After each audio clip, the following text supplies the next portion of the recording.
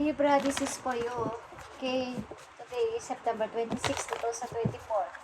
At para to sa lahat ng Libra, okay? Kung ikaw ay Libra, para to sa'yo. At happy birthday sa inyo guys. Kung kayo nagsiselebrate na, o magsiselebrate pa lang ng inyong kaarawan.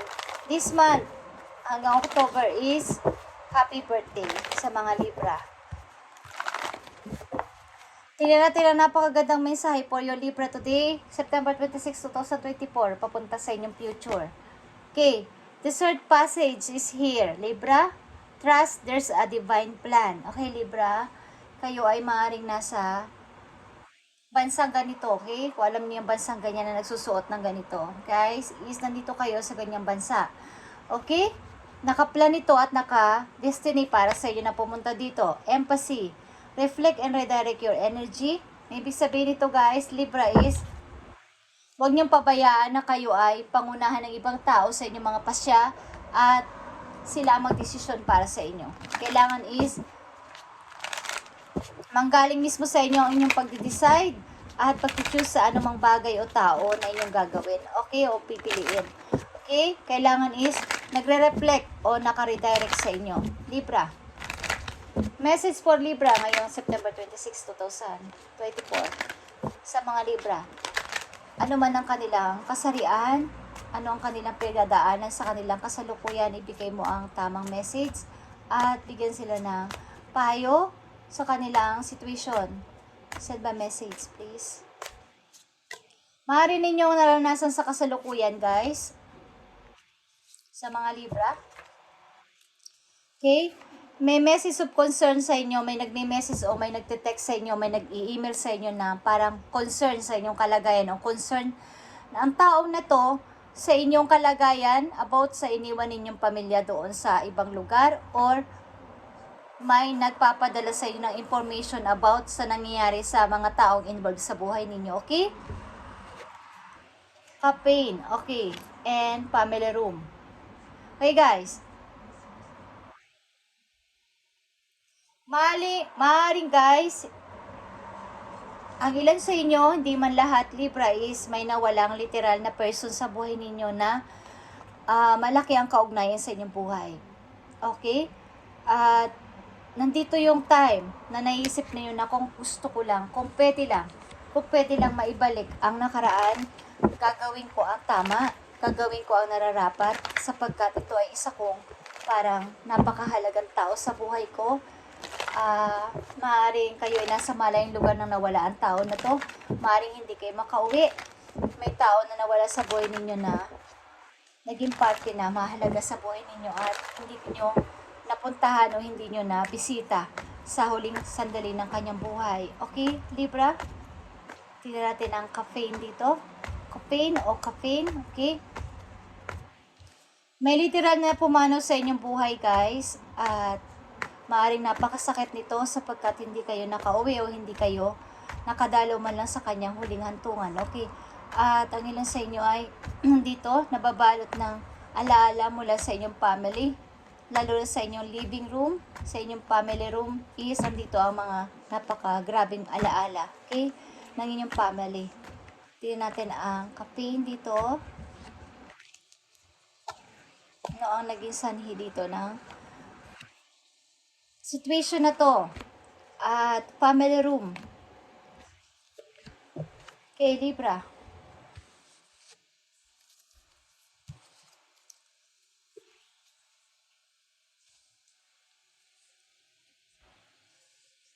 Okay.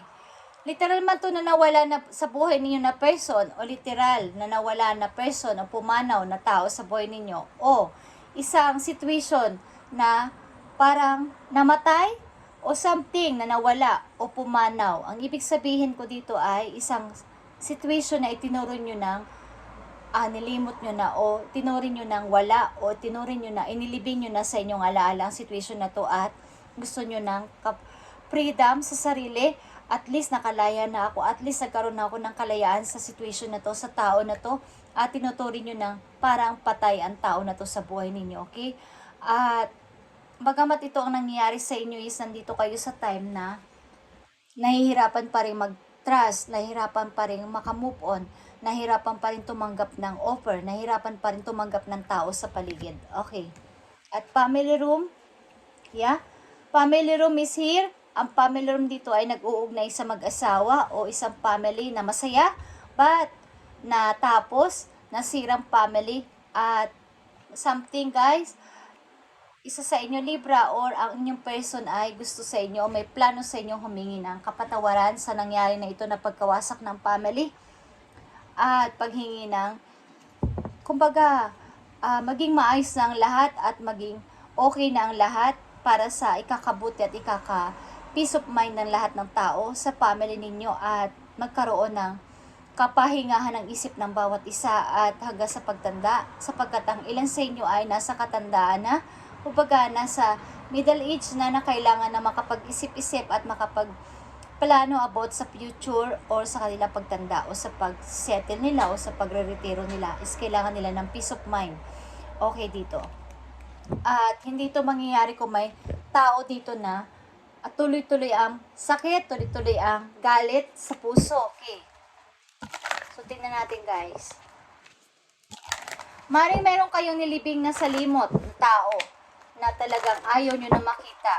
At sinasabi yung kahit kamatayan mo, hindi ako pupunta. Kahit kamatayan mo, ayaw na kita makita. Ayaw na kitang puntahan. Ayaw na. Kumbaga nilibing na kita sa limot. Okay, tingnan natin ito guys. Kung baka clinose nyo na ang cycle na to ng tuloy-tuloy at ayaw nang maalalang tao na to. Okay? Because a lot of away-away dito. Talagang grabe ang inyong awayan ng person na to. Mukhang hindi kayo pinapalagpas kahit maliit na bagay. Inaaway kayo ng tao na to at hindi man lang kayo pinagtanggol kahit kanino. Okay? Sapagkat, yeah. Mukhang nagkaroon kayo dito ng pagka-broke sa puso ninyo. Pagkamat tayo ay nandito na sa time, Libra, ng ilan sa inyo ay nasa okay na nakalagay sa buhay. Andito pa rin yung pagka-broke at feeling lonely, sad sa nangyayari, at hindi nyo masabi na talagang nagkaroon na ako ng kalayaan. Okay, sapagkat may gumugulo pa sa inyong puso, hindi pa rin tapos ang mga usapin na to at kailangan dito ng kaliwanagan. Okay, Libra? Family room. Okay, magic is here. Eight of Sword. And Nine of Sword. Okay, guys. Okay. Ilan sa inyo dito ay mag-asawa talaga at nagkaroon pa ng anak o buntis at nagkaroon ng hindi pagkakaintindihan o nagkahiwalay ng tuluyan at nagkaroon ng matinding parang alitan na sobra at sobrang galit. Okay, sobrang panibugho. Kumbaga, ito yung tinuturing kong masayang family. Gumagawa ako ng paraan para mag-grow ang isang family na to at maging maayos ba't hindi naging okay. At ako lang ang naging talo sa huli. Ako lang ang nag-depress, ako lang ang nagkaroon ng anxiety, ako lang ang hindi napagkatulog, ako lang ang natalo, at ako lang ang talunan hanggang sa huli. Okay? So, meron ditong masakit ang kalooban. Ikaw to, your person, Libra, na hindi naging maayos ang takbo ng inyong family at nagkaroon ng hiwalayan dito. Okay? But, ang ilan sa inyo dito ay nagkaroon man ng kalayaan is hindi pa rin maging masaya at hindi pa rin nagiging okay sa buhay. Okay guys, Libra, tingnan natin pa mga messages for you. Paalala man to o payo sa inyo. Yeah.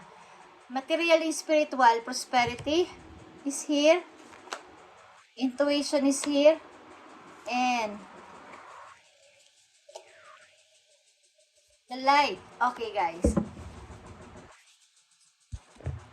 Ang dami nang nangyari sa buhay ninyo at feeling nyo kayo ay pinagtaksilan. Feeling nyo kayo ay inapi. Feeling nyo kayo ay walang-wala. Okay, walang-wala nang kayo ay lumisan. Walang-wala nang kayo ay pinagtaksilan. Walang-wala nang kayo ay umalis sa inyong bahay. But this time, andito kayo sa tipong nasa inyo na lahat. Okay, at maayos na inyong kaisipan. Clear na inyong mind sa lahat ng bagay. At umaangat na kayo sa buhay. Nagiging maayos na ang lahat-lahat. But andito pa rin yung time na kayo ay nag-aalala sa taong inyong inalisan o sa taong kayo ay sinaktan, sa taong kayo ay pinagdamutan, okay, nandun pa rin yung inyong alalahanin at hindi nyo pa rin ito maiwaglit sa inyong isipan. At mukhang hindi man ito guilt na masasabi, Libra, but nandito kayo sa tipong okay na kayo sa buhay, but ang tao na to ay naghihikahos at nahihirapan sa life is meron kayong konting awa o guilt or pagkaawa sa kanya, or kahit na sabihin na nagkasala ang tao na to sa akin ay ano ba ang dapat kong gawin sa person na to? Ano ba ang dapat kong pagdesisyonan? Okay, something na meron pa rin kayong natitirang kabaitan sa kabila ng ginawa ng tao na to sa inyong buhay o sa inyong sarili, okay? Something na nawala ang foundation ng love dito at nabuwag ang pag-ibig na to. Ang magandang tahanan nito is naging hindi maayos at dumanas kayo ng matinding paghihirap, Libra. At ang tao na to ay binaon nyo sa limot na parang patay, okay? At ayaw nyo na ulit makita. Okay, sa kabila nito is nagkaroon kayo ng kalayaan at freedom. Okay, freedom o kalayaan sa money at sa inyong sarili. But, nandito pa din ang time na kayo ay nalulungkot at nagkakaroon ng guilt sa sarili. Dahil nababalitaan nyo na hindi na maganda ang nangyayari sa tao na inyong minsan nakasama sa buhay. Okay, tingnan natin guys. Six of Pentacles. Six of Wands and Ace of Swords. Okay. Sa kabila nito guys, sa kabila ng kayo ay naloko na, is tuloy-tuloy pa rin kayo sa pag-help sa iba, Libra. At bagamat meron kayong pagdududa na ngayon o sinitimbang nyo na kung sino ang dapat nyong tulungan, is tuloy-tuloy pa rin kayo sa pagtulong sa ibang tao o sa mga tao na naniniwala o humihingi ng tulong sa inyo at nagpapatuloy kayo sa inyo ikakalago at nagpapatuloy kayo sa inyong paniniwala, okay? Sa inyong kasalukuyan is nagpapatuloy kayo.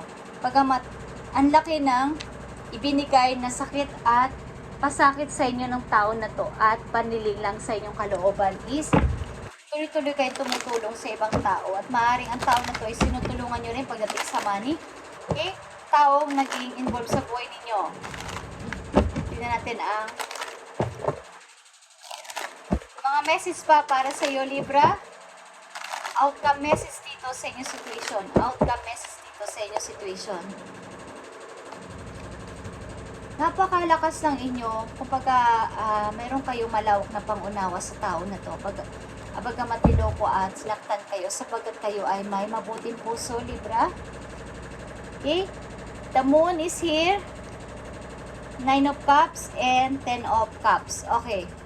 Something guys, ang tao na to ay gusto kayong abalahin o istorbohin. Bagamat hindi man to istorbo para sa kanya, gusto niya kayong kausapin at may malaman sa inyo ang tao na to.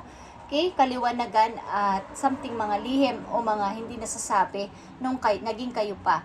Gusto niya magpaliwanag, but may konti kayong takot sapagkat pwede kayong saktan o bigyan ng problema ng tao na to. Ang ilan sa inyo ngayon ay nag-i-enjoy. Pagkamat anak nyo lang ang kasama nyo sa buhay is kayo nag-i-enjoy sa inyong pagiging isang single mother o single father at binibigay nyo ang nararapat sa inyong mga anak, sa inyong kasalukuyan. Maaaring binibigay ninyo ang lahat ng inyong makakaya para sa kanila at ikakasaya nila. Okay, tingnan natin ito kung may bagong person dito na maaari ninyong makasama sa buhay. Libra, 9 of Cups and 10 of Cups. I need message for Libra dito sa 9 of Cups and 10 of Cups. Ito ba ay bagong pag-ibig na paparating sa mga Libra? I need message. I need message for this reading, this situation. Spirit guides from heaven. Ibigay mo ang tamang sagot dito. Thank you. Yeah. Queen of Cups. Nananatili kayo sa inyong posisyon bilang mother na bagamat kayo malungkot at namimiss ang isang tahanan na minsan nang nagpasaya at nagpaganda ng inyong buhay is nananatili kayong kalmado at parang kahit namimiss nyo ang tao na to bilang ama o ina ng inyong anak ay pinapanatili ninyong single pa rin ng inyong sarili. Single kayo as of now because meron kayong pinoprotektahan na inyong anak. At dinadala nyo to hanggang ngayon ang responsibilidad to sa inyong mga anak hanggat sa inyong makakaya. Isa kayong isang butihing ina o isang butihing ama dito sa reading guys.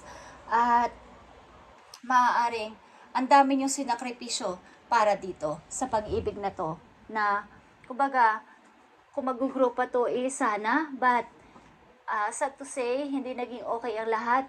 At kahit anong gawin yung pagtitiis at pagtiis dito at kumbaga, paghihintay na maging maayos pa ang relasyon na to, sapagkat ayoko ng broken family, ayoko na magkaroon ng, kumbaga, ma-broke ang pagdami ng mga anak ko, isang nangyari, Libra, okay? Tingnan natin, ang payo sa'yo, o dapat sabihin sa'yo ng iyong mga guides, okay? Para sa iyong sarili, Libra. Para sa iyong sarili mismo. Yeah. Nandito ang tower, Libra.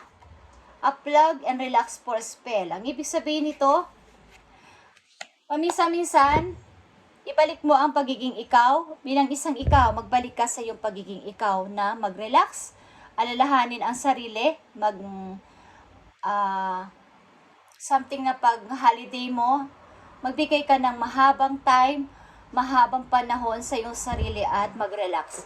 Mag-exercise, ipakita sa kanila na ikaw ay masaya, okay? Mag-relax ka. Kapag kainin mo o inumin mo ang mga gusto mong kainin at inumin this time, okay?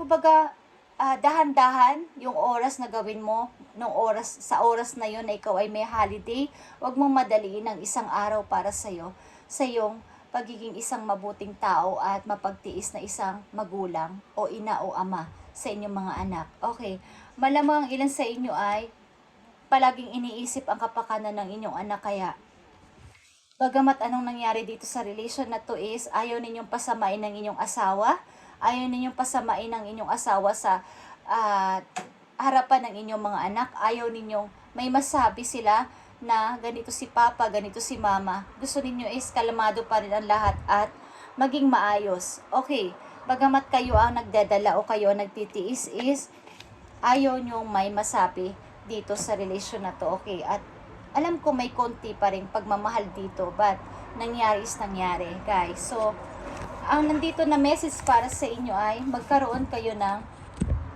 proteksyon sa inyong sarili na hindi kayo magkasakit at magkaroon ng mga pinsala sa inyong katawan, guys. Okay? Mag-ingat kayo sa inyong paglalakad. Okay? Mag-ingat kayo sa inyong loob ng pamamahay. Huwag mag-iwan. Just saying, guys. Okay?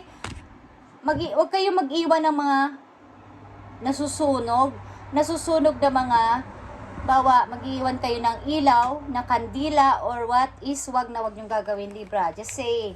Isang itong paalala sa inyo at kung gusto niyo lang makinig, okay, huwag kayong mag-iwan ng mga pwedeng makasunog sa inyong tahanan. Okay, guys? Thank you and God bless, Libra. At i-update natin ito sa mga susunod pang araw. And happy birthday sa inyong lahat, guys. At iwasan nyo na to. Iwasan nyo na magtiis dito, guys, Libra. Iwasan nyo na dito ang kumbaga, wag nyo nang pilit na i-open pa ang door na tapos na. Wag nyo nang ipilit ang hindi na pwede. Kumbaga, meron man kayong mga masasayang alaala dito is natapos na to, sa tapos na. Tama na, Libra. Tama na ang pagtitiis at bigyan ng time o panahon ang sarili sa mga araw na kayo ay may holiday or day off sa inyong mga trabaho. Okay? Thank you, guys, and God bless.